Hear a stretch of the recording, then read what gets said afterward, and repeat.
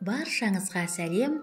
Бүгінгі видеода сіздерге қартаюға қарсы барлық тері түрлеріне жарамды маска жасап көрсетемін. Ол үшін бізге кішкентай қияр керек. Қиярды майда үкіштен өткіземіз. Қияр шырыны теріні қалпына келтіреді және пигментацияны азайтады.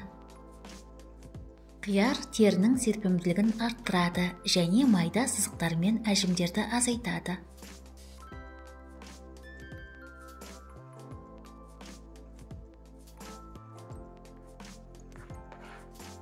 Қиярды сүзгіден өткізіп, шырынын сығып аламыз. Достар, менің каналыма жазылыңыздар. Мұнда сізге керекті рецепттер табатыныңызға сенімдімін.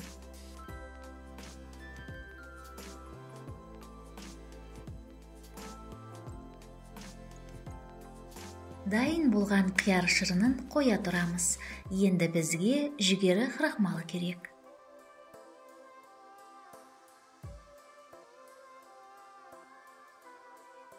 Ыдысқа біраз қасық жүгері крахмалын салып, үстіне 150 мг сүт құйып, жақсылап араластырамыз. Сүттегі сүт қышқылы өлі тері жасушаларын кетіруге көмектеседі. Терінің реңін ашып, оны тегістейді. Қоспаны баяу отқа қойып қыздырамыз. Кремді концепцияға жеткенше араластырамыз.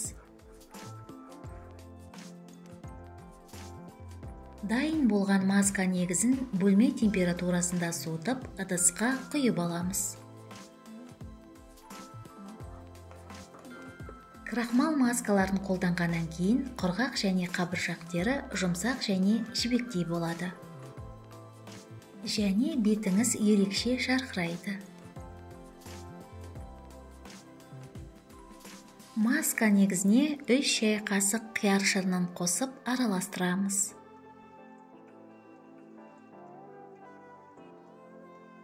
Достар, егер мені қолдағыңыз келсе, каналға жазылыңыз, лайк басыңыз, видео рецепттермен достарыңызбен бөлісіңіз.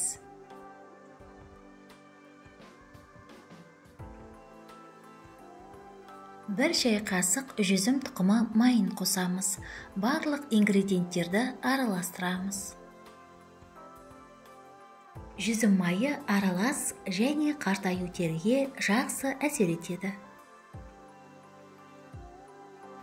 Дайын болған масканы шыны ыдысқа құйып, тоңазытқышта 7 күнге дейін сақтап пайдалануға болады.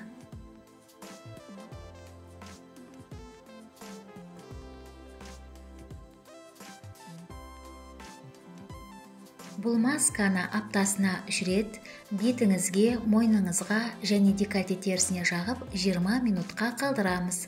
Содан кейін қалған масканы жылы сумен жуамыз.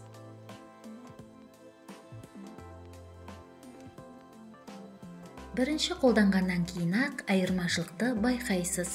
Теріңіз тегіс және жұмсақ болады. Масканы қолданар алдында қолыңызға немесе білегіңізге жағып сынап көріңіз. Видео рецепті көргеніңізге рахмет. Сізге денсаулық, жастық және сұлулық тілеймін. Келесі кездескенше.